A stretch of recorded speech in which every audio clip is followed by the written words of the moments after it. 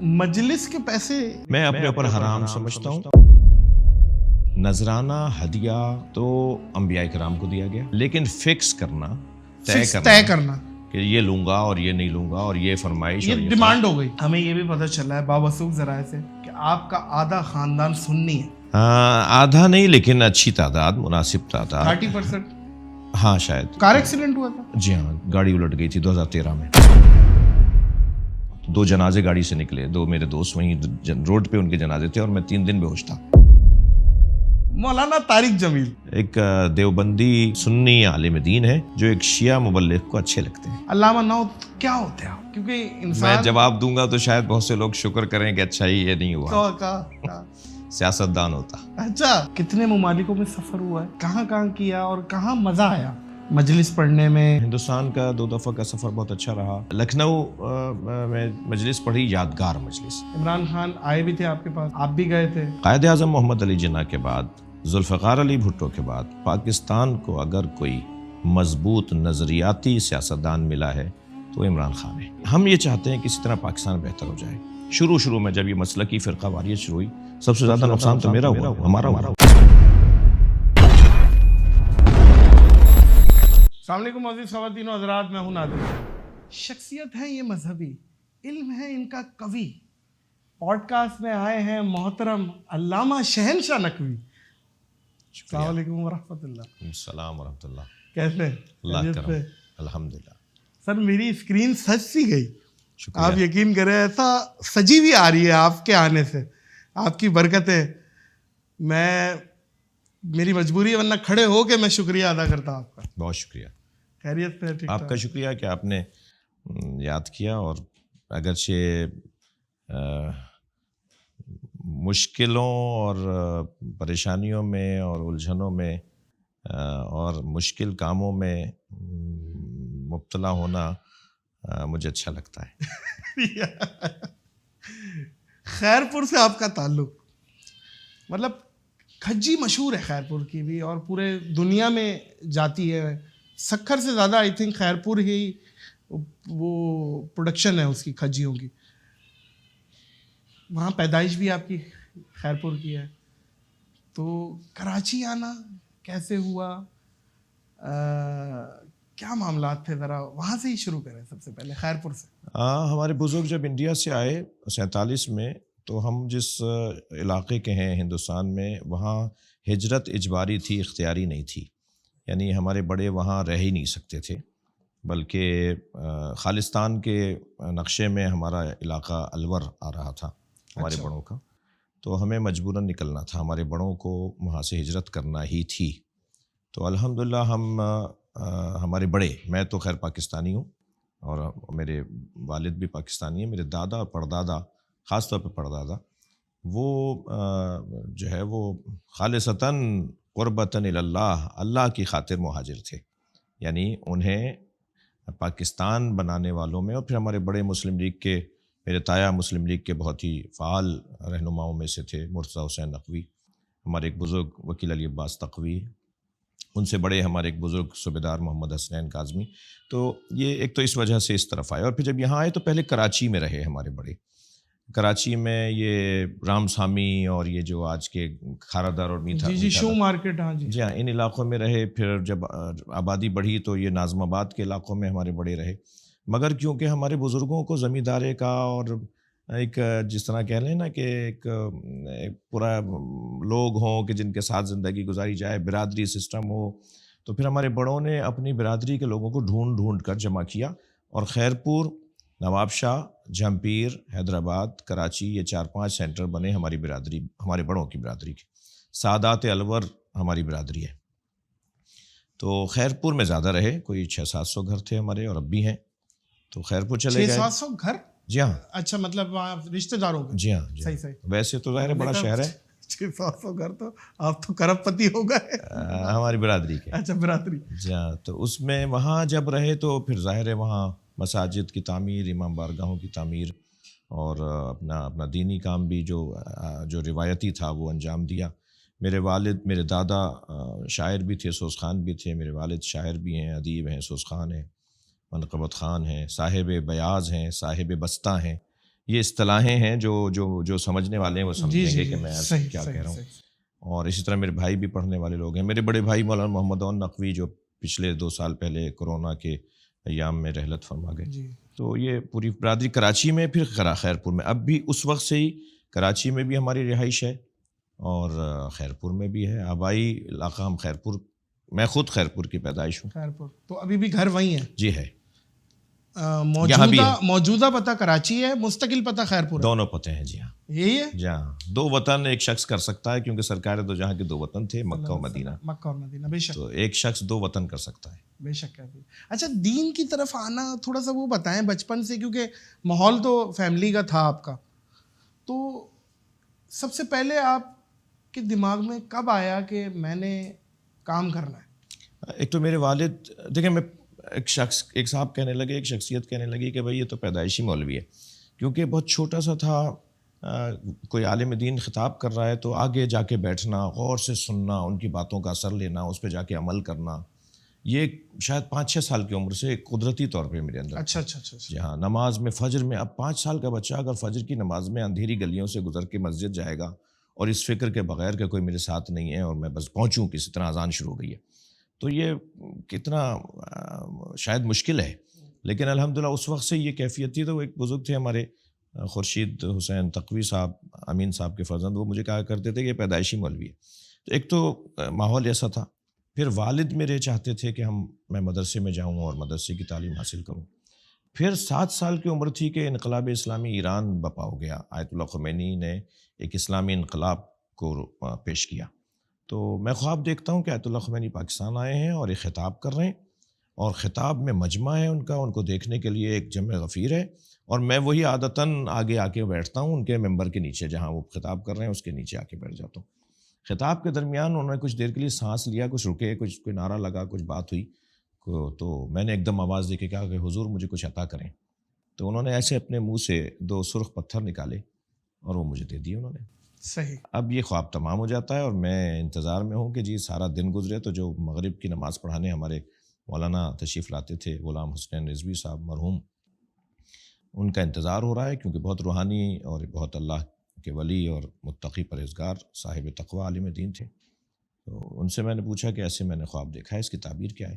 تو 7 سال کا تھا، انہوں نے ایسے مجھے لپٹایا اور مجھے کہا تم عالم دین بنو گے. اگرچہ میں اپنے آپ کو عالم دین نہیں، طالب علم سمجھتا ہوں. ماشاءاللہ. تو وہ ایک تو ان باتوں سے کچھ حوصلہ ملنے لگا اور بالآخر مدرسے چلے گئے، اور یہ ہوا جو اب نظر آ رہا ہے. دنیا نے دیکھا. ماشاءاللہ آپ صفحہ اول کے ماشاءاللہ اس ٹائم تشیعوں کو ریپرزینٹ کر رہے ہیں، اور اللہ تعالیٰ آپ کو استقامت دے. آپ مجھے آپ کی سب سے اچھی بات یہی لگتی ہے کہ آپ اتحاد امت کا درس دیتے ہیں، اور آپ مولانا طارق جمیل سے بھی ملتے ہیں، آپ بہت سارے الگ الگ فرقوں کے اکابرین سے ملتے ہیں. مولانا سے ہی شروع کریں. مولانا طارق جمیل، ان کی شخصیت سے کیسے لگے آپ؟ ظاہر ہے پہلے متاثر ہوئے تو جا کے آپ ملیں کہ یار مجھے اچھے لگے وہ، تو وہ کیا تھا، کیا معاملہ، اور ملاقات کیسی رہی؟ اسباب بتائیں. انہوں نے بلایا تھا، آپ گئے تھے، کیا تھا معاملہ؟ نادر علی، میں یہ آپ سے بہت واضح طور پہ کہوں کہ ہم 1400 سال بعد کے مسلمان ہیں.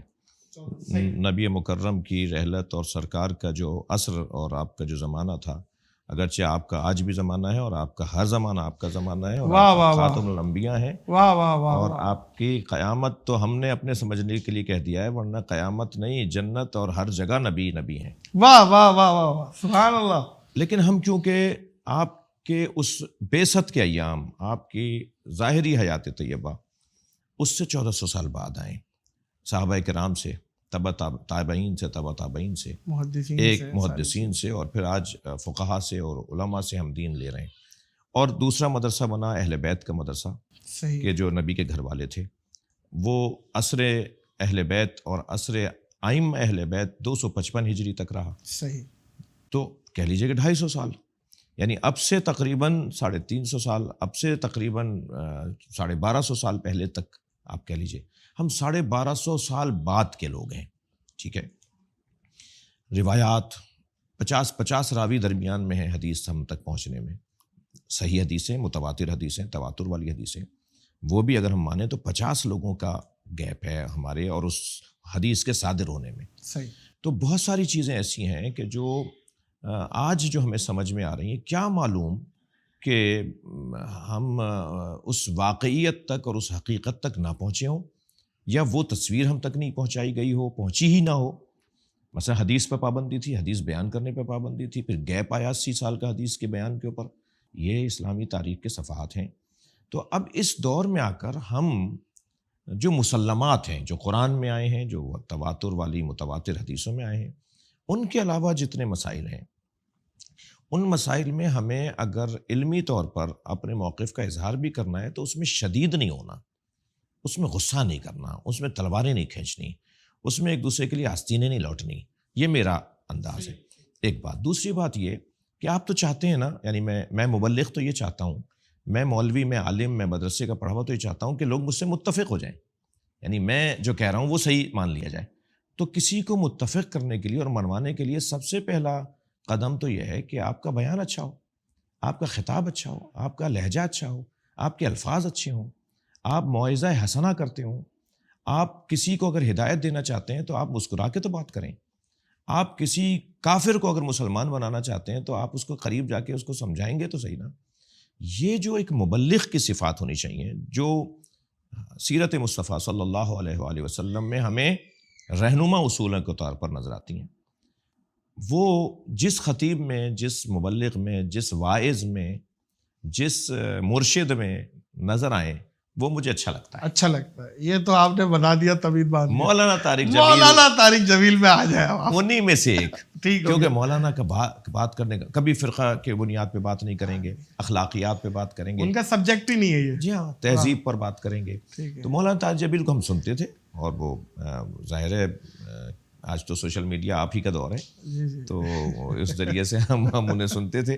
مجھے بہت شوق تھا کہ میں ان سے ملوں. مجھے نہیں پتا تھا کہ انہیں بھی مجھ سے ملنے کا اشتیاق ہے. اور جب یہ بیچ میں ایک ہمارے دوست نے رابطہ کیا، میں فیصل آباد میں تھا، اتفاق سے جناب زہرا سلام اللہ علیہ، جناب بی فاطمہ کی روز احمد اور روز ولادت بھی تھا. تو میں نے پیغام بھیجا، انہوں نے کہا میں فیصل آباد میں ہوں، میں ان کے لیے منتظر ہوں. اور ہم گئے، اور وہ پھر آپ نے کلپ دیکھا ہوگا کس والہانہ انداز سے انہوں نے میرا استقبال کیا. بہت بہت. جی ہاں، دونوں باہیں کھول کے. جی. پھر پورے مدرسے کا وزٹ کیا، سارے طالب علموں سے، اساتذہ سے ملاقاتیں ہوئیں. وہ بڑی یادگار ملاقات. اس کے بعد میں ایک دفعہ میں ان کے جو آبائی علاقہ ہے تلمبا، اس میں ان کے گھر بھی گیا. ان کی طبیعت بہتر نہیں تھی تو میں عیادت کے لیے گیا. اور ٹیلی فونک رابطہ تو اکثر ان کے فرزند یوسف کے ذریعے سے، خود ان کے اپنے نمبر سے رابطہ رہتا ہے. پچھلے دن بیمار تھے تب بھی میں دعا گو رہا، اور الحمدللہ صحت یاب ہوئے. میرے بڑے بھائی کا انتقال ہوا تو انہوں نے تعزیت کا بہت مفصل مجھے حوصلہ افزا مجھ سے گفتگو کی. تو مولانا طارق جمیل جو ہے وہ ایک دیوبندی سنی عالم دین ہے جو ایک شیعہ مبلغ کو اچھے لگتے ہیں. اچھا جملہ، اچھا جملہ. جی. علامہ طالب جوہری صاحب سے بھی ملے تھے مولانا، جا کے ان کی بھی عیادت کی تھی. جی ہاں. اور مولانا کا بھی یہ خاصہ ہے کہ مولانا محفل والے تو ہیں، وہ اکثر جتنی نشستیں ہماری لگی ہیں مولانا کے ساتھ تو ہم اجازت لینی پڑتی ہے، مولانا بس جانے دے، اب تو کافی ٹائم ہو گئے، ورنہ وہ بولتے ہیں بیٹھو سناؤ. کیا بات ہے. اچھا، مولانا سے چلتے ہیں تھوڑا سا آگے، خان صاحب تک پہنچتے ہیں. عمران خان آئے بھی تھے آپ کے پاس، آپ بھی گئے تھے. ان کی ملاقات، ان کی شخصیت سے آپ کیا متاثر ہیں، کیا ہے، کیا پولیٹیکل ویوز رکھتے ہیں، وہ بھی ذرا سا بتا دیں. خان صاحب سے کیسی ملاقات رہی اور کیا بولا؟ نادر، یہ تو آپ جان لیجئے کہ خیرپور کا ہو اور سیاست کی شد بد نہ رکھتا ہوں کیونکہ خیرپور سٹی تو 8 کلومیٹر اور 10 کلومیٹر سے زیادہ بڑا نہیں ہے، مگر شہر وہ خیر رقبے کے حساب سے کراچی سے بڑا ہے. رقبہ اس کا 3 گھنٹے بھی آپ سفر کرتے رہیں خیرپور ختم نہیں ہوتا. ٹھیک ہو گیا. ہندوستان کا بارڈر لگتا ہے اور کتنا بڑا. اچھا. جی ہاں. تو خیر، پیر صاحب پگارا کا شہر ہے، غوث علی شاہ صاحب کا شہر ہے، قائم علی شاہ صاحب کا شہر ہے، پرویز شاہ صاحب کا شہر ہے، جاوید شاہ صاحب کا شہر ہے، نفیسہ شاہ کا شہر ہے. ایک لمبی لسٹ بنے گی. پیر صاحب کے دونوں بیٹے، بڑے پیر صاحب کے دونوں بیٹے بڑے سیاستدان، منظور وسان صاحب کا شہر ہے، نواب وسان صاحب کا شہر ہے. ایک لمبی لسٹ بنتی ہے جو پاکستان میں بڑے سیاستدان ہو. تو میرے اپنے گھر میں میرے تایا سیاستدان تھے، میرے والد سیاستدان. تو پاکستان پیپلز پارٹی سے ہمارے بڑوں کا تعلق رہا، بہت مضبوط تعلق رہا، اب بھی ہے. صحیح. میرے والد قائم علی شاہ صاحب اور میرے تایا ایک عرصے تک غوث علی شاہ صاحب کے ساتھ رہے. پھر جب مسلم لیگ کے مسائل ہوئے اور غوث علی شاہ صاحب خود ملک سے باہر تشریف لے گئے تو پاکستان پیپلز پارٹی سے انہوں نے اپنا تعلق، اور مضبوط لوگ، مضبوط فیملی. پرویز علی شاہ صاحب جن کا انتقال ہوا، وزیر بھی تھے اور بہت اسکاؤٹ کے چیف تھے پاکستان کے، وہ میرے والد کے بچپن کے دوستوں میں سے. تو مجموعی طور پہ سیاست کی شدبت اور سیاست، میرے بزرگ تھے چودھری سی ساجد حسین زیدی، سینیٹر تھے وہ پاکستان مسلم لیگ فنکشنل کی طرف سے. تو بڑی سطح پہ بھی شخصیات ہماری فیملی کی گئیں. تو یہ تو بات طے ہے کہ تھوڑی بہت تو سمجھ ہے کہ سیاست کیا ہے.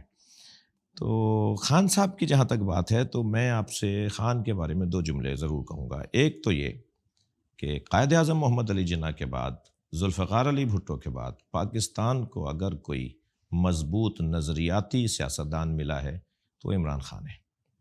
دوسرا جملہ میرا یہ ہے خان کے حوالے سے کہ خان اس وقت، عمران خان کوئی سیاسی لیڈر نہیں ہے بلکہ ایک نظریہ ہے. عمران خان اس وقت ایک نظریہ ہے. کیسے؟ وہ پی ٹی آئی کی بات کم اور کرپشن کی بات، میرٹ کی بات، عام عوام کے لیے ایک قانون اور خواص کے لیے ایک قانون، اور غریبوں کے لیے یہ اور امیروں کے لیے یہ طبقاتی نظام کے خلاف بات کرنا. اس کے علاوہ جو مسائل اس ملک کے ہیں اور اس ملک کے مسائل کو حل کرنے کے حوالے سے جو تھیوری ان کے پاس ہے، جو نظریہ اور ویژن ان کے پاس ہے، وہ اوروں کے پاس بھی ہوں گے، اچھی چیزیں ہیں سب کے پاس، مگر خان جیسی باتیں مجھے نظر نہیں آتی. صحیح. تو بہت واضح ہے. اس کا ہرگز یہ مطلب نہیں ہے کہ پیپلز پارٹی کے جو دوست آج کا ہمارا یہ انٹرویو دیکھیں وہ ناراض نہ ہو جائیں. اس کا یہ ہرگز مطلب نہیں ہے کہ ایسا تاثر نہ چلا جائے پیپلز پارٹی کے دوستوں کو کہ علامہ صاحب کو ٹکٹ مل چکا ہے شاید. میں ٹکٹ بانٹنے والوں میں سے ہوں. اچھا، ٹکٹ بانٹنے. یعنی میں یہ بات واضح رہے، میرے ہی اپنے 2 مصرے ہیں، میں تھوڑا بہت شعر بھی کہہ لیتا ہوں. تو میرے یہ اپنے 2 مصرے ہیں کہ سرمے طور لگا دیدہ تر پیدا کر، ہاں جی، شوق دیدار اگر ہے تو نظر پیدا کر، زینہ ممبر شبیر سے بڑھ کر کیا ہے، مل گیا تجھ کو شرف اس پہ نشر پیدا کر. میں جس کرسی پہ بیٹھ، یہ میں نے خان سے بھی کہا، میں نے کہا یہ ہرگز ذہن میں نہ لائیے گا کہ میں کوئی چیز آپ سے خواہش ظاہر کرنے آیا ہوں. میں جس کرسی پہ بیٹھتا ہوں اس سے اونچی کرسی ہے ہی نہیں. میں ممبر پہ بیٹھتا ہوں اور ممبر شبیہ ہے ممبر مصطفیٰ صلی اللہ علیہ وسلم. ہم جس اونچی کرسی بیٹھتے ہیں اس سے اونچی کرسی نہیں. تو ہم سے آپ کوئی سینیٹر شپ چاہیے نہ کوئی ممبر. ہاں، ہم فقیروں سے دوستی کر لو، گر سکھا دیں گے بادشاہی کے. ہمارا تو یہ ہے کہ اگر مثلا میں نے خان کو مولا علی کا وہ خط دیا جو حکمرانوں کے نام مولا علی نے لکھا، صحیح، کہ حاکم کو کیسا ہونا چاہیے. ہم تو یہ چاہتے ہیں پاکستان اچھا ہو جائے. واللہ میں شرعی قسم کھا رہا ہوں، غلط بیانی پہ 3 روزے کفارے کے واجب ہو جائیں گے میرے پر. میں شرعی طور پہ ہم تصور بھی نہیں کر سکتے، خلوص کے ساتھ ضرورت بھی نہیں ہے بتانے کی. جی بالکل، کہ ہم یہ چاہتے ہیں کسی طرح پاکستان بہتر ہو جائے. سب سے زیادہ مسلکی بنیاد پر اگر نقصان ہوا ہے، اب تو بعد میں تو سب کا ہی ہوا، شروع میں جب یہ مسلکی فرقہ واریت شروع ہوئی، سب سے زیادہ نقصان تو ہمارا ہوا. ہمارے ڈاکٹر مارے گئے، ہمارے انجینئر مارے گئے. تماشا دیکھتے رہے اس ملک کے ذمہ دار بیٹھے ہوئے. آزاد چھوڑ دیا جنونیوں کو، آزاد چھوڑ دیا انہوں نے، جس کو چاہیں ماریں اور جس کو چاہیں کافر و مشرک بول کے ختم کر دیں. کیا یہ طریقہ؟ یہ پاکستان ہے. یہی لوگ دبئی میں جا کے سیدھے ہو جاتے ہیں، یہی لوگ جا کے امریکہ میں سیدھے ہو جاتے ہیں، پاکستان میں آتے ہیں تو ایک دوسرے کو مارتے ہیں. تو اس ملک کو کون سنبھالے گا؟ اس ملک کو اگر کوئی سنبھالنے کی بات کر رہا ہو اور میرٹ کی بات کر رہا ہو، اگر اہلیت اور قابلیت کی بات کر رہا ہو تو ہمیں اچھا لگنا چاہیے. تو میں آخری بات خان کے حوالے سے، ہم شیعہ عدل و انصاف کے منتظر ہیں. امام مہدی کا تصور ہمارے ہاں سب سے پہلا تصور توحید کا ہے، دوسرا بعثت مصطفیٰ صلی اللہ علیہ وسلم کا ہے، تیسرا ولایت علی بن ابی طالب کا ہے، چوتھا عزاداری امام حسین کا ہے، اور 5واں تصور ہم شیعوں کا ہے مہدویت کا. یعنی اگر شیعوں کا نصاب زندگی جاننا چاہیں گے تو یہ 5 چیزیں، شیعہ خلاصہ ہوتا ہے ان 5 چیزوں میں. تو 5واں ہے تصور مہدویت. تصور مہدویت کا مطلب یہ ہے کہ ہم انصاف کے منتظر ہیں، ہم عدل کے منتظر ہیں. ہم چاہتے ہیں پوری دنیا میں عدل و انصاف ہو جائے. تو ہم پوری دنیا میں تو چاہتے ہیں، پاکستان میں جو بات کر رہا ہوں ہم اس کا ساتھ دینے کو تیار نہیں ہیں. کم سے کم اس کی بات تو سنی جائے، اس کی گفتگو کو. طریقہ، روش، انداز، اسٹائل کون انہیں لایا تھا، آج یہ انہی کے مخالف ہیں جو لائے تھے. تو بھائی ایسا ہوتا ہے، فرعون کی گود میں موسیٰ بھی پلتا ہے. ایسا بھی ممکن ہے، ایسا بھی ہو سکے کہ اگر سب کوئی لاتا تھا تو ان کو بھی کوئی لایا تھا. تو اگر بھائی دیکھیں کون ہے معصوم، تو انبیاء کرام. ہمارے عقیدے کے مطابق ائمہ اہل بیت معصوم کتنے لوگ ہوں گے؟ میں اور آپ معصوم نہیں ہیں، پاکستانی شہری معصوم نہیں ہیں، یہ سیاستدان، یہ فوجی حضرات، یہ اداروں کے لوگ معصوم نہیں ہیں. جب معصوم نہیں ہے تو پھر ان کی اگر کوئی خامی بتا رہا ہے، ان کی غلطیاں بتا رہا ہے، تو یہ ناراض کیوں ہو رہے ہیں؟ انہیں اصلاح کرنی چاہیے. واہ واہ، کیا کہنا ہے. اچھا علامہ صاحب، آپ جب بات کر رہے ہیں نا، میری نظر آپ کی انگوٹھی پہ جا رہی ہے.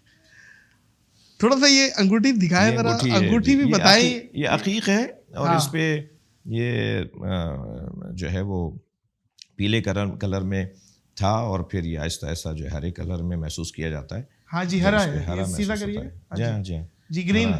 گرین. اچھا یہ پیلا تھا جب آپ نے لیا؟ بہت زیادہ پیلا تھا. میری پرانی تصویریں آپ دیکھ لیجیے. صحیح. اچھا اس پہ پھر ایک تعویذ لکھا ہوا ہے، حرز امام محمد جواد علیہ السلام. حضرت کا بتایا ہوا کہ رزق میں، عزت میں اضافے کے لیے اور حفاظت کے لیے حضرت نے فرمایا جو میری اس دعا کو اپنے ساتھ رکھے گا اس کی حفاظت اللہ کرے گا. نہیں ماشاء اللہ، اچھا لگ رہا ہے، بہت سوٹ کر رہا ہے آپ پہ. شکریہ. چائے سے چاہت بڑھتی ہے علامہ صاحب، ہم نے تو یہی سنا ہے، اور آپ آئے چائے سے آپ کو تواضع کی ہے. لیکن میں گیا آپ کے پاس، آپ نے قہوہ پلایا. یہ کوئی خاص وجہ ہے قہوہ پلانے کی جو آپ پلاتے ہیں مہمانوں کو؟ کیا وجہ ہے بتائیں. نہیں وہ پوچھ لیتے ہیں اگر کوئی چائے والی پارٹی پینا چاہے. ہم تو دودھ پتی سلیمانی چینی کم والی پارٹی ہے. جی نہیں وہ، لیکن ہم نے آپ کی محبت میں قہوہ پیا. بہت شکریہ، بہت شکریہ. اور مجھے شرمندگی ہے کہ میں صرف چائے ہی پلاتا رہا آپ کو، قہوہ ہی پلاتا رہا. نہیں، بات یہ ہے کہ معزز خواتین حضرات، علامہ صاحب کے ساتھ تقریباً 2.5 گھنٹے ہم بیٹھے، تقریباً 2 سے 2.5 گھنٹے، اور وہ علمی خزانہ جتنا مجھے مل گیا وہ کسی دمبا کڑائی سے کم نہیں ہے. جی میں یہ سمجھتا ہوں. واہ، کیا کہنے ہیں آپ کے. اچھا علامہ صاحب، ہمیں یہ بھی پتہ چلا ہے باوثوق ذرائع سے کہ آپ کا آدھا خاندان سنی ہے. آدھا نہیں، لیکن اچھی تعداد، مناسب تعداد. 30%؟ ہاں شاید 30% سنی ہے. ہاں، خاندان نہیں، میرا ننیال خاندان ہی ہوا علامہ صاحب، وہ کوئی پرایت نہیں، خاندان ہی ہوا. بلکہ نہیں، میرے بہت قریبی رشتہ دار ہیں. ننیال تو بڑا قریبی ہوتا ہے معاملہ. جی بالکل، بلکہ وہ ایک محاورہ بھی ہے کہ گھٹنے پیٹ کی طرف مڑتے ہیں، تو ننیال ہی کو کہا جاتا ہے پیٹ. تو پیٹ تو ننیال سے جڑا ہوا ہے، ننیال سے پیٹ جڑا. آپ کی والدہ؟ میری والدہ کے 5 ماموں. نہیں، میری والدہ شیعہ. جی. میرے نانا شیعہ تھے، میری نانی شیعہ تھیں. مگر میری نانی کے بھائی جو تھے، میری والدہ کے سارے ماموں، وہ 5 بھائی تھے میری نانی کے، اور وہ 5 میں ایک بھائی ان کے شیعہ تھے، باقی اہل سنت تھے. بلکہ میں ان کے اولاد میں ایک بہت مشہور نام ہے، اگر پرانے لوگ جو ہمیں سن رہے ہوں گے، Tanveer Ahmed Naqvi. KMC king of KMC لقب دیا تھا انہیں اس وقت کے وزیر اعلیٰ نے. پوری KMC وہی سنبھالتے تھے، سینئر ڈائریکٹر تھے جب فاروق ستار صاحب میئر تھے، اس وقت کی بات کر رہا ہوں. اور بہت مضبوط آفیسر تھے. کراچی، وہ پورا کراچی سنبھالتے تھے، ایک وقت میں ایسا تھا. اور شاید بڑے بڑے وزیر بلدیہ اور یہ سب ان کو اپنے ساتھ رکھتے تھے، اور ایک ماحول تھا. وہ اہل سنت سے تھے، ان کے بچے اہل سنت، ان کی، اور اسی طرح ان کے اور بھائی بھی ان کے تقریباً. تو اب تو خیر ماحول کچھ اور ہے، لیکن ایک اچھی تعداد ہمارے اہل سنت ہمارے عزیزوں میں ابھی بھی ہیں. بلکہ میں آپ سے عرض کروں، جو میرے سببی یا نسبی رشتہ دار نہیں ہیں، سنی جو میرے سببی اور نسبی رشتہ دار ہیں، جیسے جن کی طرف ہم اشارہ کر رہے ہیں، جو نہیں ہیں، جو سنی ہیں، وہ بھی میرے رشتہ دار ہیں. میں اہل سنت کو رشتہ داروں سے زیادہ اپنی جان کہتا ہوں. جی جان کہتے ہیں، یہ آپ کا جملہ. آپ اتحاد امت کے دائی ہے. جی نہیں، ایسا ہوتا ہے نادر، کبھی کبھی تو ایئرپورٹ پہ میں کہیں سے گزر رہا ہوں اور کسی بچے نے مجھے دیکھا کہ میں گزر رہا ہوں، تو وہ دور سے کیسے پہنچے مجھ تک، تو دور سے آواز دیتا ہے انا سنی. تو میں کہتا ہوں اب تم آ جاؤ، پہلے تم ملو. تو بہت زیادہ ہم نے زیادہ حد تک ان مسائل کو لے لیا. علمی اختلافات تھے اور عقائد کے اختلافات تھے جو سگے بھائیوں میں بھی ہوتے ہیں. صحیح. تو اس کو ایک نفرتوں کی حد تک لے جائیں, پیار دیں. اچھا اگر میں چاہتا ہوں, مثلا میں کیا چاہتا ہوں بھائی شہنشاہ حسین نقوی کیا چاہتے ہو, تو میں یہ چاہتا ہوں کہ لوگوں کو مولا علی سے آشنا کروں, مولا امام حسین علیہ السلام سے اور کربلا سے آشنا کروں. تو مجھے جب ان سے آشنا کرنا ہے تو میں سامنے والے کو پہلے آمادہ تو کروں کہ میری بات سنیں, اور کسی کو آمادہ کرنے کے لیے مسکرا کے دیکھنا پہلا قدم ہے. ہمارے یہاں تو عالم یہ ہے کہ ایسا چہرہ بگڑا ہوا ہوتا ہے جیسے چھٹا جہاز ڈوبا ہو. جی یہ تو بات ہی کرنے کو تیار نہیں ہے, سلام کا جواب نہیں دیتے, سلام کریں تو منہ موڑ لیتے ہیں. یہ میرے ساتھ ہوتا ہے, میں بڑھ کر سلام کرتا ہوں, بہت سے دوستوں کو تو ایسے ہو جاتے ہیں. ساری دنیا تو شہنشاہ حسین نقوی کو جان رہی ہے, تم نہیں جانتے ہو کہ, مگر نہیں, وہ ایسے جیسے جانتے نہیں. اللہ ان کو ہدایت دے, اللہ مجھے بھی ہدایت پر باقی رکھے. لیکن میں یہ کہتا ہوں کہ یہ جو مثلا میں شیعہ حیثیت سے, ظاہر ہے مجھے اس پہ فخر ہے کہ میں شیعہ ہوں, مگر مجھے کسی سنی سے نفرت نہیں کرنی. مجھے اس پر بھی اعزاز اور افتخار حاصل ہے کہ میں کسی سنی سے نفرت نہیں کرتا. علمی اختلاف ہونا چاہیے, وہ ایک الگ چیز ہے, لیکن عقیدے تو مولانا بھی کہتے ہیں ایک بنیان کے مانند ہے جو اندر ہے, اور بظاہر تو محبت ہے جی, اور اللہ اور اللہ کے رسول کی محبت, اور کم از کم ہم کامن ٹرمز پہ تو بات کر سکتے ہیں جو ہمارے آپ کے درمیان متفق ہے. جی, اس پہ تو بات کی جا سکتی ہے نا یار. اور کچھ لوگ یہ شادی کے بھی بڑے مسائل, اس پہ آپ پوائنٹ آف ویو بھی دیتے ہیں, شادی کے مسائل پہ بھی بڑا وہ کرتے ہیں کہ لڑکا سنی, لڑکی شیعہ, لڑکی شیعہ, لڑکی سنی, لڑکا شیعہ, یہ کیا مسائل اس پہ آپ؟ بھائی مسئلے یہ ہیں کہ جیسے ایک پٹھان کی سندھی سے شادی اور سندھی کی مثال بلوچی سے شادی, یہ ہمارے یہاں رائج نہیں ہے. رائج نہ ہونا اور ہے, مگر کیا یہ پٹھان کی سندھی سے شادی شرعاً حرام ہے؟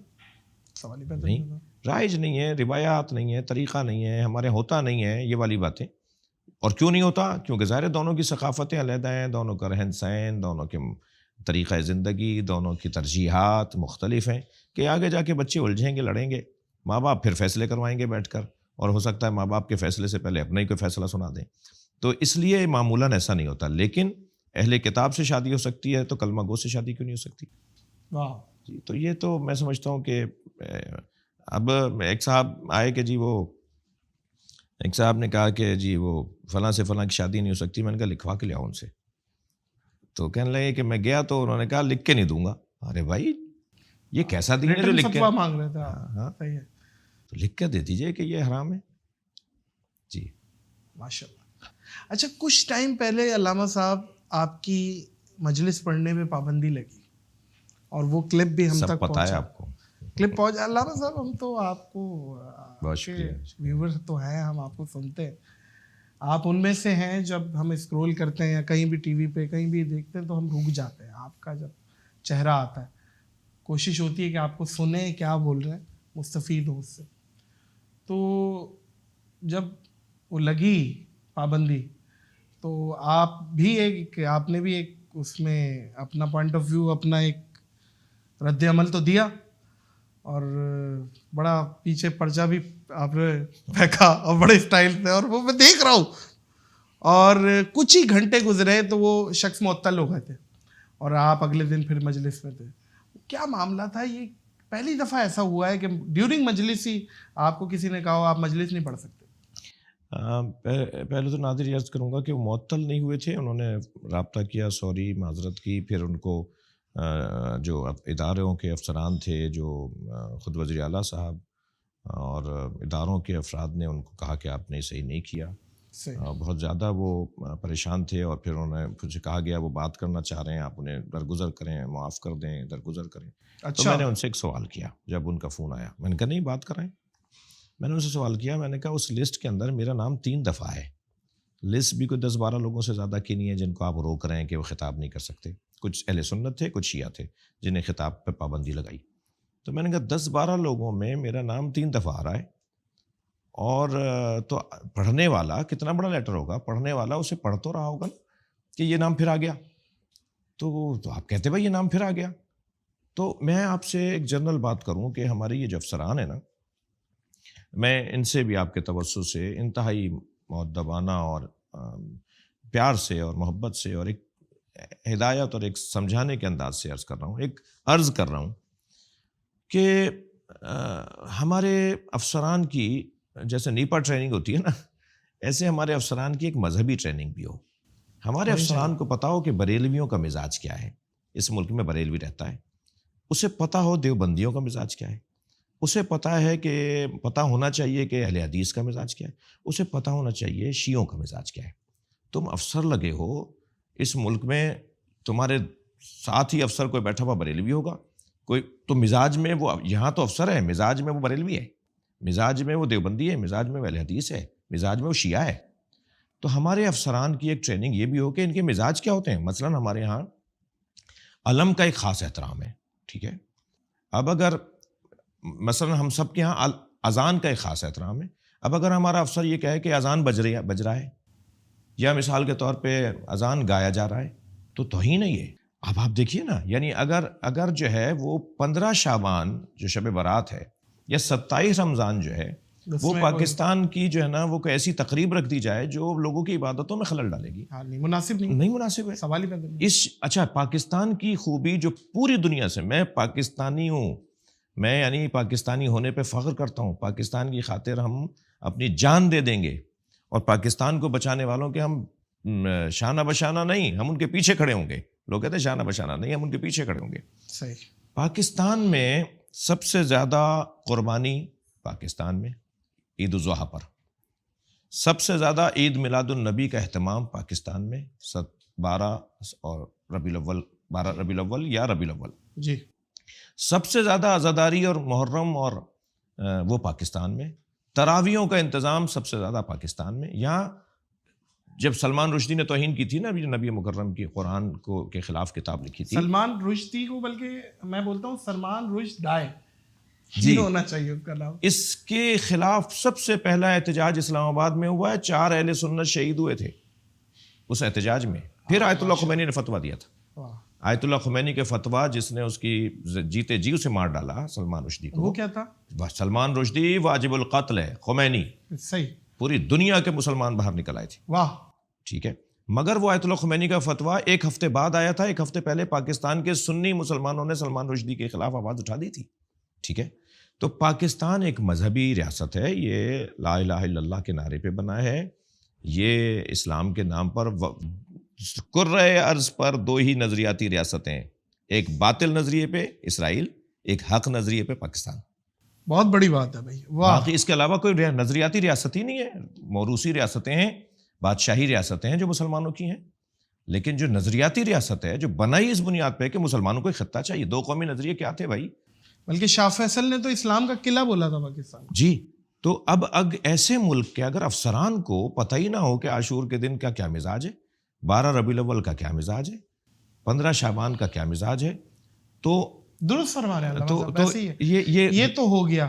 ہاں. اس کے بعد وہ انہوں نے، ان صاحب نے آپ سے معذرت کی. وہ پھر قصہ یہ ہوا کہ وہ انہوں نے لیٹر واپس لیا اور سوری کی، اور اس لیٹر میں خاص طور پہ لکھا کہ ہم سے کوتاہی ہوئی اور ہم نے توجہ نہیں کی، ایسا نہیں ہے. اچھا، کیونکہ اس وقت میں بھی، اور آپ کو پتہ ہے کہ پاکستان کے جو بڑے خطابات جہاں ہوتے ہیں، جہاں بڑے کراؤڈ، بڑے مجمع آتے ہیں، ان میں سے ایک مجمع، بڑے مجموعوں میں نہیں کہتا پاکستان کا سب سے پہلا، سب سے بڑا، لیکن ایک بڑا جو مجمع محرم میں ہوتا ہے، عشرہ ہوتا ہے، وہ نشتر پارک میں. نشتر پارک، جی جی. میں اس کا خطیب، وہاں میں خطاب کر رہا. 3 محرم کو لیٹر تھمایا جاتا ہے کہ جی آپ پہ پابندی ہے. تو ہم نے کہا ٹھیک ہے جی، میں تو وائلیشن نہیں کرنا چاہتا، میں تو پاکستانی شہری ہوں، کل سے نہیں پڑھیں گے. اچھا، وہ میں نے پھینکا نہیں تھا، وہ میں اس کو پکڑے بیٹھا رہا تھا، کیا وہ تقریر کر رہا تھا، تو میں نے اس کو پیچھے رکھا تھا. اچھا، وہ جب رکھنے کا انداز شاید ایسا ہو گیا کہ وہ پھینک دیا. تاثر ایسا چلا گیا کہ علامہ صاحب نے کہا میں نے بات کر دی بھائی، اب ہونے والا ہے اس کا کام. ایسا تھا. تو یہ ہوا تھا جی. مگر اس میں ایک بات ضرور کہوں گا کہ اس کے بعد جو بعض لوگوں نے اس کو لیا کہ یہ شیعہ کے کہنے پر ہوا ہے، ایسا ہوا ہے، اور بڑی بڑی مسندوں پر اہل تشیع ہیں، اور یہ باتیں ہوئی تھیں. آج تک ہم نے تو سوال نہیں کیا کہ صدر ہمیشہ سنی کیوں ہوتا ہے اور چیف ہمیشہ سنی کیوں ہوتا ہے. یہ بات ہم کرنے کے اہل ہی نہیں ہے، قائل ہی نہیں ہے. ہم تو میرٹ کی بات کرنے والے لوگ ہیں، قابلیت پہ جو بھی آئے، کوئی بھی ہو. ہاں، جو پاکستان کے آئین کے مطابق قادیانی نہیں ہو سکتا، غیر مسلم نہیں ہو سکتا، وہ ایک غلط ہے. لیکن دیوبندی کیوں ہو رہا ہے، بریلوی کیوں ہو رہا ہے؟ جب ڈاکٹر عارف علوی کو صدر بنایا جانے لگا تو ایک تحقیق ہونے لگی، علوی کیوں لگاتے ہیں ان کے نام سے، شیعہ تو نہیں. بھائی کیوں سوچتے ہو ایسا؟ ہم تو نہیں سوچتے یہ بات کہ وزیر اعلیٰ سنی کیوں ہے. تو میری گزارش آپ کے توسط سے ہوگی، تھوڑا دل بڑا کریں یہ پاکستان سنی شیعہ دونوں نے مل کے بنایا تھا, دونوں ہی صحیح چلا پائیں گے. سنی کا بھی ہے ملک, یہ شیعہ کا بھی ہے ملک. اچھا علامہ صاحب, کچھ عرصہ پہلے ایک افسوسناک خبر آپ کے گھر پہ آئی, ایک صدمہ آیا. کل نفس ذائقۃ الموت, اللہ کا وعدہ ہے, سب نے چکھنی ہے.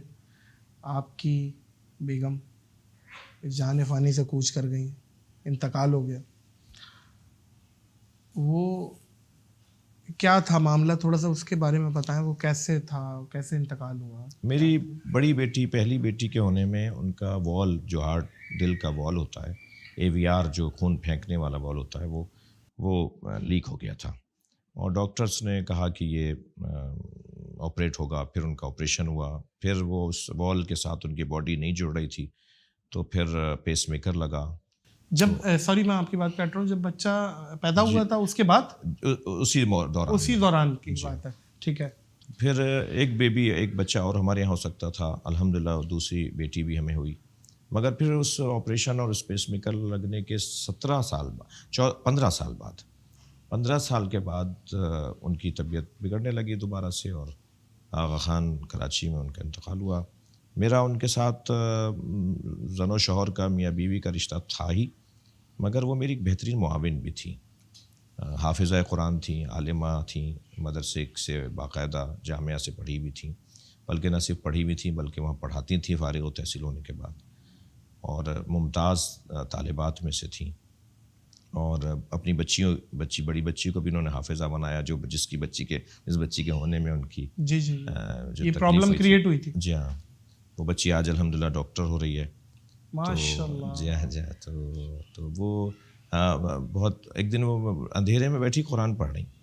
اکثر وہ رات کو عبادت میں جب بیٹھتی تھی تو میں اٹھا, میں دیکھ رہا ہوں قرآن, تو میں نے کہا لائٹ جلا لیجیے. کہنا نہیں مجھے یاد ہے. تو وہ اس انداز کا ان کا تھا. غیبت کرنے پہ ہمارے پورے خاندان میں اس ٹائپ کے جو مسائل ہوتے ہیں ہر گھر میں, خواتین میں اور بچوں میں, تو وہ سب کو سمجھانا کہ نہیں اچھی بات نہیں ہے, لڑائیوں کو نمٹانا, ان کو صلاح صفائی کر. تو ایک بہترین معاون تھی.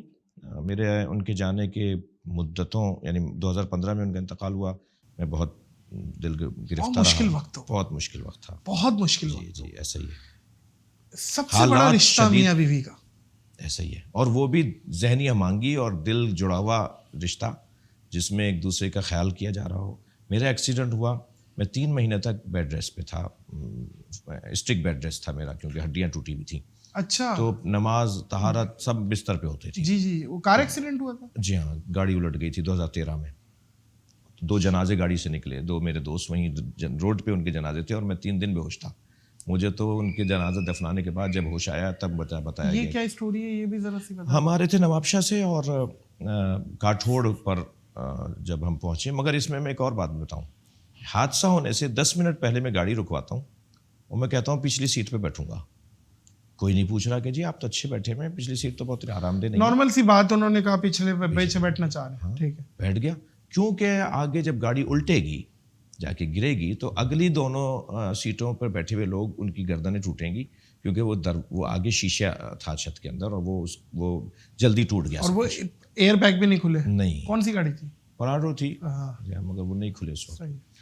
تو وہ دونوں رحلت کر گئے, میں پیچھے گیا ہوں. تو ایسے مجھے ملک الموت نے پیچھے, بھائی ان کو 2 کو تو لے جانا ہے, یہ تو جانا ہی نہیں ہے اس کو پیچھے کرو, جگہ بدلواؤ. وہ اپنا کام کر رہا تھا, اس نے ذہن میں ڈالا. میں ایسے سوچتا ہوں. ہاں نہیں بالکل ایسا ہی ہے. جی ہاں. تو وہ بڑا حادثہ تھا. اس میں میری اہلیہ مرحومہ نے پھر ظاہر ہے کیا سامنے کیا آیا تھا علامہ صاحب؟ اصل میں جو مجھے موٹر وے پولیس نے بتایا, کیونکہ میں تو, آپ کو یاد ہی نہیں ہے؟ مجھے یاد نہیں ہے, کہ وہ یہ ہوا تھا کہ یہ اوور اسپیڈ تھی گاڑی, اور کچے میں ٹائر چلا گیا تو گاڑی گھوم گئی, اسے کنٹرول نہیں ہو, جا کے ٹرک میں لگی, دوسرے ٹرک میں لگی, جا کے الٹ گئی. تو عجیب حادثہ تھا وہ. اس میں میری اہلیہ نے میرا بڑا ساتھ دیا, اور بہت زیادہ وہ میرے ہمراہ اس پریشانی میں رہیں. پھر کیونکہ میرا بچیوں کا ساتھ تھا, تو میں تو دکھ میں تھا, پریشانی میں تھا. میرے ساس سسر نے, میری مرحومہ اہلیہ کے والدین نے یہ کہنا شروع کیا کہ کسی کو گھر لے کر آؤ. تو میں نے کہا جی آپ لے کر آئیں جس کو لانا ہے. تو وہ میری اہلیہ کی کزن کو ہی, دوسری شادی پھر آپ کی وہاں, وہ بچوں کی خالہ, بچوں کی خالہ. واہ.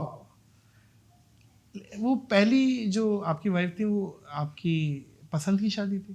میرے والدین کی پسند کی. والدین میری کی- صرف پسند یہ تھی کہ کسی عالمہ سے شادی یہ کروں. آپ کی خواہش تھی؟ جی میری خواہش یہ تھی, مگر وہ کون ہو یہ نہیں تھا میرے ذہن میں. اچھا, یہ آپ نے وہ ایک پک اینڈ چوز والا معاملہ نہیں رکھا ہوا تھا کہ میں پسند کروں گا اور یہ ہے؟ نہیں, وہ والدین نے طے کیا. والدین. جی. اچھا, پھر دوسری آپ کی شادی ہوئی, وہ میرے مرحومہ کے والدین نے طے کیا. انہوں نے طے کی, ان کی ہی خالہ جی بچے کی, تو وہ 2015 میں ہی ہوئی. 2016 میں. تو ماشاء اللہ اب ٹوٹل اولاد کتنی؟ 3 بیٹیاں ہیں, ان سے ایک بیٹی ہے خالہ سے. خالہ سے اب, اور 3 پہلے ہیں. 2 پہلے ہیں, ٹوٹل 3 ہو گئی ہیں. 3 بیٹیاں ماشاء اللہ, جس میں ڈاکٹر بھی بن گئی ہیں. جی, اور ایک اے لیولس کیا ہے ایک نے, ٹھیک ہے, اور ایک ابھی کلاس 1 میں. ایک کلاس 1 میں, ابھی چھوٹی ہے ماشاء اللہ. اللہ تعالیٰ اس کے بھی نصیب اچھے کرے. اللہ آمین. اور علامہ صاحب, یہ پتہ ہے کیا ہے بات, یہ ہے کہ کیونکہ عوام جاننا چاہتی ہے, آپ ایک ظاہر پبلک فگر ہیں, خوشی غمی ہر چیز عوام ریلیٹ کرتی ہے. اور جو بات آپ نے بتائی ہے, میں تو میرے لیے بھی پہلی دفعہ میں نے سنی یہ بات, اور خاص طور پہ ایکسیڈنٹ والی بات, کہ اتنا سیویئر ایکسیڈنٹ ہوا ہے. جی, جس میں آپ کے ساتھی وہ جو آگے جن کا انتقال ہوا وہ کون تھے؟ عمران حیدر جعفری اور افتخار حسین کاظمی. ایک ڈرائیور تھا اور ایک میرا معاون تھا جو ڈائری مینٹین رکھنا, سفروں کے مسائل. میں مینیجر بیسیکلی چیزوں کو مینیج کرنے کا. پولیس مین جو میرے ساتھ تھے وہ آگے بیٹھے تھے, جنہیں میں نے اٹھا کے پیچھے بھیج دیا, اور عمران کو آگے بٹھا دیا. وہ ان کے دونوں پیر بیچاروں کے ٹوٹ گئے تھے, وہ اب اسٹک پہ لیتے ہیں اب تک, مگر وہ الحمدللہ زندہ ہیں. وہ اور میں جو پیچھے تھے ہم بچ گئے تھے. چلے اللہ تعالیٰ آپ کو بہترین زندگی عطا فرمائے. اچھا علامہ صاحب, کھانے میں کیا پسند ہے؟ تھوڑا سا موڈ چینج کرتے ہیں, تھوڑا سا یہاں پہ آئے کھانے میں, کیونکہ فوڈی ہیں آپ کوئی؟ میں میٹھا پسند کرتا ہوں. اچھا, اور یوں تو اللہ کے رزق جو بھی ہو سامنے وہ کھا لیتا ہوں. وہ تو ہے, لیکن ایک خاص جو انسان کی ہوتی ہے, کڑھائی شڑائی لے آؤ بھائی, مٹن لے آؤ, دمبخ لے آؤ, ہے ہڈی کباب لے آؤ, روش لے آؤ. دم پخت کا صحیح کہا آپ نے. اور میٹھا اس میں بھی زیادہ تر چنے کی دال کا حلوہ. اچھا, چنے کی دال کا حلوہ, کیا بات ہے علامہ صاحب, لوگوں کے منہ میں پانی آ گیا. اور کڑھی. جی کڑھی. اچھا, کڑھی. جی ہاں, وہ جو جس میں وہ پکوڑے اور دہی کا. جی کڑھی وہ اچھی رہتی ہے, مجھے اچھا لگتا ہے, وہ کھا لیتا ہوں. باقی یہ بھی ایک اللہ کا شکر ہے, میری دونوں مرحومہ بھی اور ان کی بہن بھی دونوں کھانے بنانے میں اپنے بزرگ والداؤں سے اچھا سیکھی بھی ہیں. یہ اچھا کھانا اچھا بناتی ہیں. یہ اچھا ہے, کیونکہ مرد کا وہ کہتے ہیں نا, دل کا راستہ پیٹ سے ہوتے ہوئے جاتا ہے. یہ ہے کہ کھانے ہوتے ہیں. سنی علماء میں کون سے آپ کے فیوریٹ ہیں علماء کرام؟ سنی علماء میں خطابت میں نہیں ہے کوئی بھی؟ جی نہیں ہے کوئی بھی؟ نہیں, کیوں نہیں ہے؟ اچھا, ارے آپ سنیے تو صحیح. سب سے زیادہ تو سنی علماء میں جو مجھے خطابت میں زیادہ اچھا لگتے ہیں وہ سید محمد ہاشمی میاں لکھنؤ والے انڈیا میں. ہاں جی, بالکل صحیح ہے. جی, ان کا بیان اور مزے کے آدمی ہے. ہاں, ان کا جو استنباط ہوتا ہے, جو ان کے دلائل ہوتے ہیں, وہ اس کا دلائل ترتیب دینے کا جو انداز ہے وہ بہت اچھا ہے. آپ ان کی ادائیگی کے فین ہیں یا عقیدے کے فین ہیں؟ ادائیگی, عقیدہ اور ان کا نتیجہ جہاں لے کے جاتے ہیں. جی ہاں, دونوں تینوں چیزیں بہت اچھی ہیں. اسی طرح مفتی تقی عثمانی صاحب, میں ان سے بہت پیار کرتا ہوں, میری ملاقاتیں میٹنگس میں بھی رہتی ہیں. اور ابھی جناب مفتی رفیع عثمانی صاحب, اللہ ان کے درجات بلند فرمائے, ان کی دعا کے لیے میں ان کے پاس حاضر ہوا. مفتی منیب الرحمن صاحب کے ساتھ ہمارے بہت اچھی میٹنگس رہیں, ملاقاتیں رہیں اور رہتی ہیں. اسی طرح اسلام آباد اور لاہور میں کچھ شخصیات ہیں علماء اہل سنت جن سے ایک رابطہ رہتا ہے, ایک تعلق ہے, ایک محبتوں کا تعلق ہے.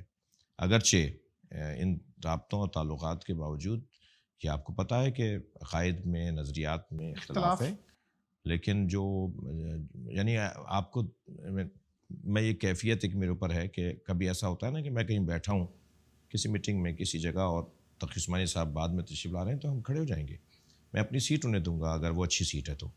یہ کیفیت میرے لیے مجھے اچھا لگتا ہے کرنا, اور یہ دل کی کیفیات ہیں.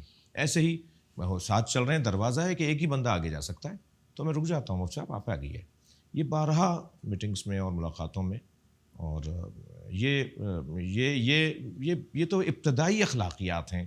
اگر اس پہ بھی مجھ جیسے لوگ پورے نہیں اتر رہے تو آگے کیا کر سکیں گے, کیا کریں گے؟ تو علماء اہل سنت سے بڑا پیار ہے, بڑا تعلق ہے. خود مولانا طارق جمیل کا آپ نے مجھ سے پوچھ لیا کہ کیا وہ ہے, یہ اہل سنت ہے. یہ کوئی بڑی بات نہیں ہے, یعنی ہمیں اس سے زیادہ کرنا چاہیے. ماشاء اللہ. اور کتنے ممالکوں میں سفر ہوا ہے اردو والا؟ جی اردو والا کہاں کہاں کیا اور کہاں مزہ آیا مجلس پڑھنے میں؟ یا بہت زیادہ مطلب مزے سے مراد کہ عوام نے جی بڑا رسپانس دیا, یا عوام بڑی ایکٹیو تھی اور آپ کو لگا کہ یار میرا پیغام پہنچا ہے, اس حساب سے کہاں پہ؟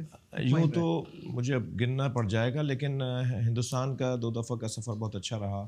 امارات بہت سالوں تک جاتا رہا, دبئی, ابوظہبی, شارجہ. اب کچھ عرصے سے نہیں جا رہا ہوں یہاں کی مصروفیات کی وجہ سے.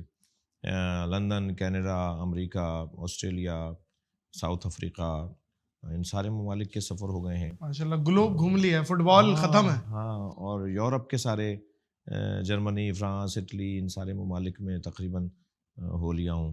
اور مجھے یاد نہیں آ رہا کہ کسی ملک میں گیا ہوں اور وہاں جا کے مجھے احساس ہوا ہو کہ یہاں مزہ نہیں آیا یا اچھا نہیں لگا. نہیں, کوئی نہ کوئی تو علامہ صاحب ہوتا ہے. جیسے میں نے کوئی 1-2 کنٹریز ہیں جہاں پہ کارٹیج ماری ہے یوں کر کے کہ یار یہاں مجھے موقع بھی ملے تو میں نہیں جاؤں گا. اچھا, ایک اور بات بتاؤں, جہاں میرے ساتھ اچھا نہیں ہوتا اور میں یہ سوچتا ہوں کہ آئندہ یہاں نہیں جاؤں گا, میں اسی جگہ کو بھول جاتا ہوں اور دوبارہ چلا جاتا ہوں. یہ میرے اندر کمزوری ہے, یہ آپ کے اندر ہے. تو لیکن لکھنؤ میں مجلس پڑھی, یادگار مجلس, یوٹیوب پہ موجود ہے. عوام بھی وہاں پہ تو خیر جم غفیر. جی ہاں, آصف الدولہ کا بڑا امام باڑہ جو عجوبہ ہے, دنیا میں بڑے عجائبات میں سے ایک وہ عمارت ہے. اچھا اچھا. جو آصف الدولہ وہاں کے نواب, لکھنؤ اودھ کے نواب نے بنایا تھا. 30 ایکڑ پہ وہ امام بارگاہ ہے. میں جب دہلی ایئرپورٹ پہ اترا تو جو امیگریشن والا افسر تھا اس نے مجھے اسی ہولیے میں دیکھا, تو پہلے تو اس نے ادب احترام کیا میرا. اچھا, وہ رسپیکٹ. ہاں, اور پھر وہ کہنے لگا کہ پاسپورٹ دیکھ کے کہنے لگا کہ آپ لکھنؤ جا رہے ہیں تو بڑا امام باڑہ ضرور دیکھیے گا. تو میں نے کہا جی بڑا امام باڑہ کیا کہنا دیکھنے کی جگہ ہے, یعنی وہ ایک دیکھنے کی جگہ کہ کس اندر. مثلاً وہاں ایک خاص جگہ جہاں خطیب خطاب کرتا ہے, وہاں اتنے بڑے ہال میں بغیر مائک کے مجلس ہوگی, کیونکہ وہاں بیٹھ کے جو بولے گا پورے ہال میں ایک جیسی آواز آئے گی. اچھا, گونجتی ہے وہ اس کی ساخت میں انہوں نے رکھا ہے, اس کی ساؤنڈ سسٹم دیواروں میں رکھا ہے, یعنی کوئی تار وار نہیں, عمارت ایسی بنی ہوئی ہے. ظاہر ہے شاید 300 سال پرانا عمارت ہے وہ. صحیح. انڈیا بہت اچھا رہا. ان یورپین ممالک میں بہت پچھلے دنوں ابھی میں تھا, لندن تھا, تو بہت اچھا رہا. سب جگہ ہی بہت اچھا. ساؤتھ افریقہ کے بھی سفر اچھے رہے. اور اگر آپ کہتے ہیں یادگار ترین سفر, مچھ والا تو نہیں ہے کوئی یادگار جہاں آپ نے چائے پی تھی؟ ارے واہ, اس پہ بھی نظر ثانی کرے. معزز خواتین و حضرات, میں کہتا ہوں کہ بھائی بڑی بات ہے ایسی جگہ پہ جہاں پہ لائف, ایک عام اہل تشیع کی لائف وہاں پہ بڑی خطرے میں تھی. وہاں علامہ صاحب چائے پی رہے ہیں, اور وہ واقعہ بتائیں, آپ خود بتائیں کیا تھا وہ واقعہ, کیا تھا وہ واقعہ یہ تھا کہ جب یہ سانحہ ہوا, سانحہ مچ میں جو کنوں کو جو کوئلے کی کان میں مزدور کام کر رہے تھے, ان میں جو ہزارہ شیعہ تھے ان کو جیسے مارا گیا, تو ان کے جنازے کوئٹہ میں ہزارہ برادری شدید سردی میں روڈ پہ لیے بیٹھے تھے. بالکل, بڑا مشہور واقعہ ہے. جی ہاں, بالکل. تو سانحہ مچ, تو ہمیں پہنچنا تھا, ہمارا دل خراب ہو رہا تھا, ہمیں جانا چاہیے تھا, تو کوئی پلین جہاز کا ٹکٹ مل نہیں رہا تھا, تو ہم نے کہا جی بائی روڈ نکلیں گے. اب جب بائی روڈ ہم نکلے تو وہ 3-4 گاڑیوں کے قافلہ ہمارا بن گیا. تو رستے میں ایک جگہ آیا کہ جی وہ ہم یہیں رکنے کا تھا کہ چائے پئیں, کہیں تھوڑی دیر استراحت کریں, کچھ گاڑیوں کو ذرا روک دیں. تو کہا کہ جی ہم اب جو جگہ آ رہی ہے وہاں رکیں گے, کیونکہ اس کے بعد والی جگہ وہ اسٹاپ جو ہے وہ مچ کا اسٹاپ ہے, جہاں سامنے ہی وہ پہاڑ میں سب کچھ ہوا ہے. تو میں نے کہا نہیں, اب یہاں نہیں رکیں گے, ہم وہاں رکیں گے. اچھا, ہم وہاں پہنچ رہے تھے کہ بلال قطب صاحب کا فون آ گیا. سما ٹی وی پہ وہ خاص پروگرام کر رہے تھے اس کا. اچھا, وہ سما والے, صحیح. ہاں, سما کے ساتھ. جی. تو انہوں نے فون کیا کہ جی آپ کو ہم لائیو لینا چاہتے ہیں, اور آپ اس وقت کہاں ہیں؟ میں نے کہا میں مچ میں ہوں. کہنے لیں مچ میں یا کوئٹہ میں؟ میں نے کہا نہیں, میں مچ میں جہاں سانحہ ہوا وہاں ہوں, اور چائے پی رہا ہوں, وہیں بیٹھا ہوا کھڑا ہوا. تو اور لائیو جا رہا پروگرام.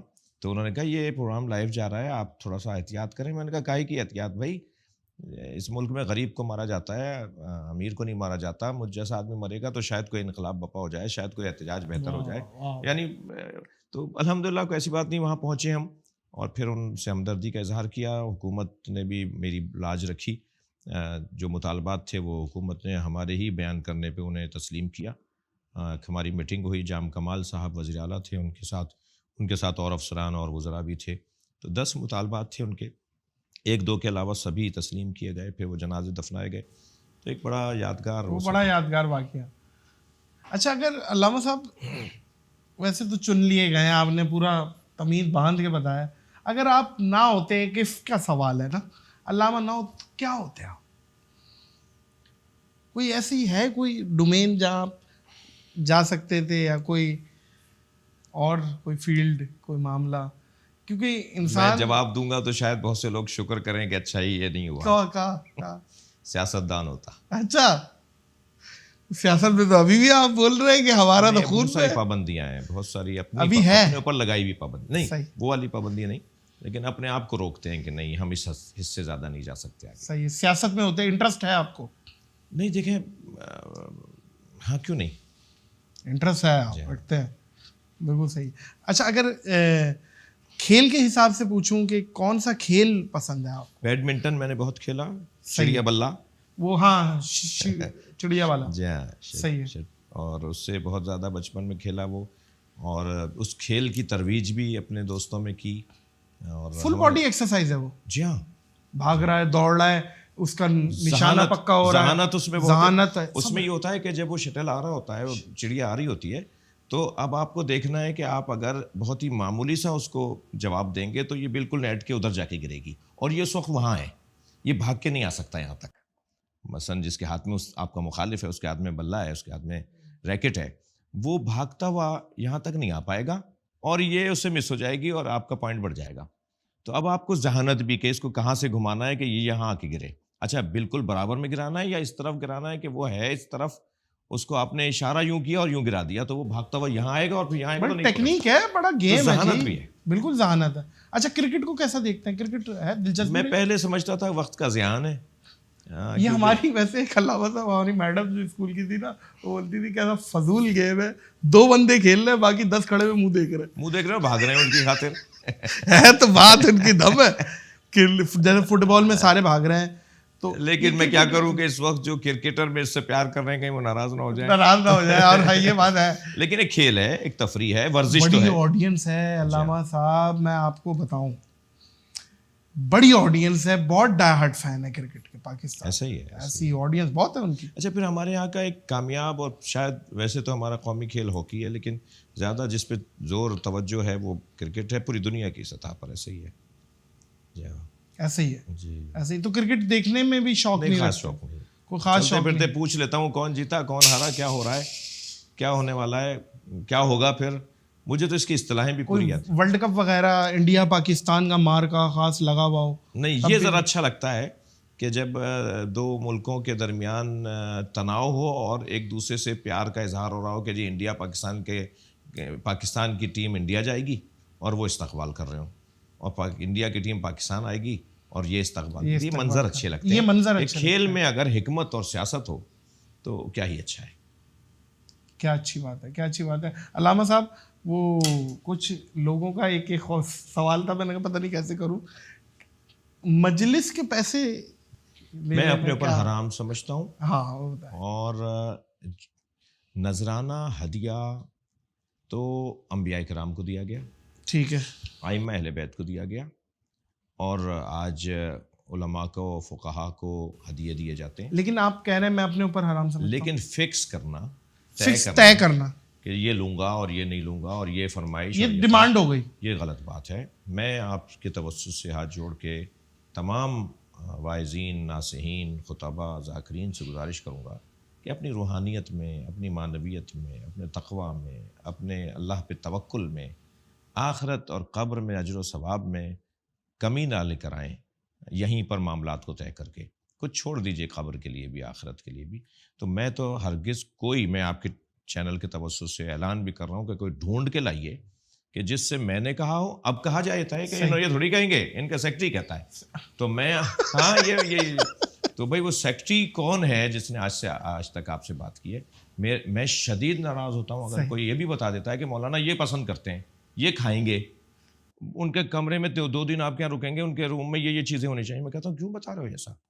میں جاؤں گا وہاں دیکھوں گا، اگر نہیں ہوئی تو میں خود ہی کہہ دوں گا کہ یہ چیز بڑھا دیجیے، اور وہ دیکھوں گا یہ کر بھی سکتا ہے. بیچارہ غریب آدمی. حدیث مبارکہ میں اور سنت رسالت مآب صلی اللہ علیہ وآلہ وسلم میں تو یہ ہے کہ اگر دسترخوان پہ کوئی نمک نہیں لے کر آیا ہو تو اس سے نمک نہیں مانگو، کیونکہ کیا معلوم وہ نمک لائے اور اسے کسی مشکل کا سامنا کرنا پڑ جائے کہ گھر میں نمک نہیں تھا، وہ جا رہا ہے نمک لینے کے لیے، واہ، اور شاید پڑوسی اسے ادھار لینا پڑ رہا اسے نمک لانے کے لیے. مطلب جو دسترخوان میں چیز نہ ہو اس کا مطالبہ نہیں کرو، اس کا مطالبہ نہ کرو، کرو، وہی کھا لو. اچھا جب یہاں تک ہمیں اسلام کہہ رہا ہے تو ہم یہ خواہشیں کریں کہ یہ دے دو اور وہ دے دو، یہ ہونا چاہیے، میں رات کو یہ کھاتا ہوں، میں دن میں یہ کرتا ہوں، اور میرا لائٹ کمرے میں ایسا ہونا، یہ کیا باتیں ہیں؟ تو میں سمجھتا ہوں کہ یہ بہت واضح ہے. اور میں آپ سے عرض کروں کہ ہم اس سوچ کے ساتھ آگے بڑھ رہے ہیں. ویسے ہی لوگ ہم سے بہت محبت کرتے ہیں، ہم پہ قربان ہوئے جا رہے ہیں، ہمیں تول رہے ہوتے ہیں اپنی دنیاوی نعمتوں میں. تو پھر خسرت دنیا والآخرہ نہیں ہے کہ آپ کو بغیر کچھ سوچے ہوئے آپ کے تصور سے زیادہ اللہ آپ کو کسی کے ذریعے دے رہا ہو جی، اور آپ پھر مطالبہ کر لیں. اچھا علامہ صاحب، یہ آج کل ہماری عوام بڑی تپی ہوئی ہے بلا وجہ. کسی کو گاڑی میں بھی یوں دیکھو تو وہ یوں آگے سے دیکھنے لگ جاتا ہے، اور ہارن بجانا، صبر ختم ہو گیا ہے، ٹریفک کی پاسداری نہیں کر رہی. یہ میجورٹی جو دکھتا ہے روڈوں پہ، یہ کیا آپ اس پہ کیا سوشل کوئی میسج دیں گے؟ کیا کیا جائے؟ ہم دیکھیں میسج تو میں کیا دوں مطلب یہ گا، ہماری عجیب عوام کا ہجوم ہے، کیا ہے؟ قوم ہے یا بہت عظیم قوم ہے، ہم کیا ہیں؟ نہیں، اگر ہم میسج بھی دے دیں گے نا اثر نہیں ہوگا. اس کی وجہ یہ ہے کہ یہ کام ہے ریاست کا، حکومت کا، صحیح، یہ کام ہے اداروں کا. جب ادارے ہی یہ کام نہ کر رہے ہوں تو عوام کیوں کرے گی؟ جن ممالک میں ان پر عمل ہوتا ہے وہاں ادارے عمل کروا رہے ہوتے ہیں. بے شک تو ایسے اداروں کو عمل کروانا ہوگا، معاملات خود ٹھیک ہو جائیں گے. ٹریفک کے مسائل ہیں، روڈ سینس کے مسائل ہیں، سوشل مسائل ہیں، سماجی مسائل ہیں. یہ حکومتیں، ادارے، ہر کام کا ادارہ بنا ہوا ہے، ان ساری چیزوں کے ادارے بنے ہوئے ہیں. تو وہ بس گھر بیٹھ جائیں، عوام کرے خود یہ کام. ان کو کروانا ہے نا. قانون نافذ کرنے والے اداروں کو کیوں بنایا گیا ہے؟ تو وہ اگر کچھ لے دے کے قانون کی خلاف ورزی کرواتے ہوں، جو میں امید کرتا ہوں کہ بہتری آئے گی انشاءاللہ. اچھا، وہ جاتے جاتے وہ یاد آ گیا، عیسائیوں کے پیشوا اعظم جو پاپا اعظم سے ملاقات رہی پاپا اعظم سے ملاقات یونان. ہوئی، تو وہ کیا معاملہ تھا؟ آپ وہاں کہاں چلے گئے؟ میں وہاں کہاں چلا گیا؟ یہ کیا معاملہ؟ وہ اصل میں یہ تھا کہ ہم گئے ہوئے تھے، یورپ گئے ہوئے تھے، تو گفتگو رہی. اچھا آپ کو یہ بات تو واضح ہے کہ برابر کی تعداد اہل سنت کی ہمیں سننے آ رہی تھی مجالس میں. اچھا جی ہاں. تو وہاں کے جو وہاں کے مسائل کو دیکھنے والے لوگ ہیں، انہوں نے ایک ذکر کیا کہ یہاں مسلمانوں کے قبرستان کی زمین کا بڑا ایشو ہے. یعنی مسلمان کہاں دفنائیں اپنے ملک؟ کہاں پہ؟ یورپ میں. کہاں؟ یونان میں، اٹلی میں، فرانس میں، صحیح، یورپ کے اکثر علاقوں میں. یہ بڑا اہم جی پرابلم ہے جی وہاں، بالکل ایسا ہی ہے. وہ کہاں دفنائیں؟ صحیح. تو اچھا میت اتنی مہنگی اپنے وطن لانے میں ایک قیامت ہے کہ معلوم ہے 1 مہینہ لگ گیا میت پہنچانے میں. جی، اور اذیت علیحدہ، میت کی بے حرمتی علیحدہ، پھر خرچہ علیحدہ. تو یہ وہیں جب شفٹ ہو گئے، پوری فیملی وہیں رہتی ہے، تو یہ چاہتے ہیں اپنے عزیز کو وہیں دفنائیں. تو قبرستانوں کی زمین نہیں ہے. اچھا بھائی کون دیتا ہے؟ یہ کیسے ہوگا مسئلہ حل؟ تو انہوں نے کہا آپ کروا سکتے ہیں. میں نے کہا میں کیسے کروا سکتا ہوں؟ کہ یہ مذہبی مسئلہ ہے، اور یہ پاپا اعظم یا جو مسیحیوں کی جو مذہبی پیشوا اور سربراہی ہے ان کے ہاتھ میں یہ ایک کام یہ بھی ہے ان کے ہاتھ میں.